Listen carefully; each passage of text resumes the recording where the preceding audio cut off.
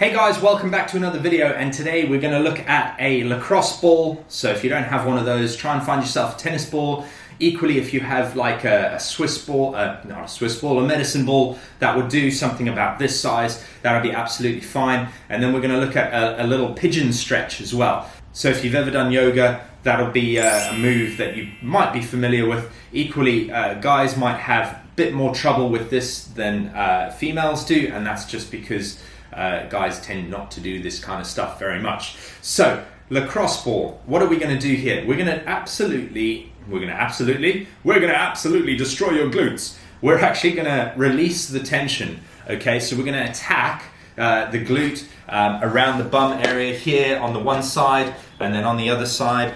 Now, I've mentioned in the previous video with the foam rolling that I get an adhesion that forms on my calf, which triggers what feels like a sciatic nerve issue, but it really isn't a sciatic nerve issue. All it is that I've got I get tight calf on my left side. I play a lot of golf. I use this side. I turn against it quite a lot. Anyway, so lacrosse ball. If you got one, fantastic. Grab it out. What we're going to do: release tension around the glute. Then we're going to stretch the glute out.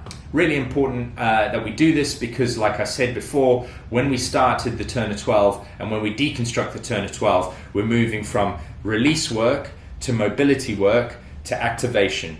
By the end of the turn of 12 and deconstructing it, you should be activating the glutes, doing things that are quite active and sweaty rather than, just lying on the floor and poking yourself with balls. Okay, so pop yourself onto your bum, both legs out in front.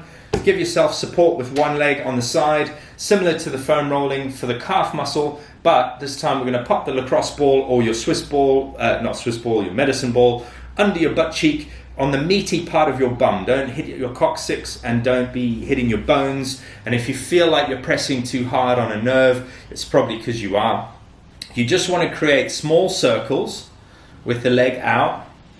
And then as you get more progressive with this, you could create this effect here, right? It's important to try and be as relaxed as possible when you're doing release work because it kind of defies the object of release work if you're all tense and uptight. And I'm just going to make small circles on my bum, 10 to 15 to 20 seconds, depending on how tight it is. Move on to the next side. Okay, so we release the tension in the bum. You might find it quite tender and quite uncomfortable, and if that's the case, just ease off on the pressure. And then once you've done that, I want you to get yourself into this position here. So we're going to put this leg out to the side for the moment. Okay, so I'm on my right side with my right hand down. I've got my right leg out, and I want to try and create 90 degrees with my leg. I want to try and keep my knee as close to the ground as possible. But that may be prohibitive for some people, which is absolutely fine. In that case, I'll put an image on screen now for you to see what we're going to stretch first, and then a stretch that you can do on a box or an elevated surface. I'm going to take this leg, I'm going to throw it that way. So I'm going to lean forward and I'm going to get my hips to open. You might feel a residual stretch or an additional stretch on this side of the body. And then I'm going to press with this arm to roll my hips over to get me into a stretch. Okay, you don't have to come all the way over. For some people, this might be absolute maximum, but you should be feeling a stretch on your bum cheek on the other side. So literally look straight down here. That looks a bit weird.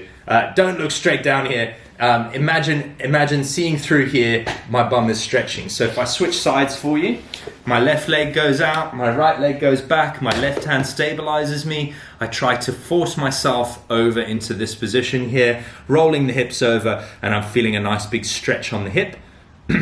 That side is particularly frisky today, I have to say, but it's always the side that I find the most benefit from this stretch because, like I said, I tend to get very tight in that piriformis. So I turn against my left side, okay, when I'm hitting golf balls, turning constantly against my left side, and my left side wants to open up, but I'm fighting that turn and fighting that open up. So for me, this is quite an interesting exercise from an athletic standpoint, even though some people might argue that golf is not particularly athletic. So guys, you've seen it on the box. You can do it that way. If we really are struggling, there is another way.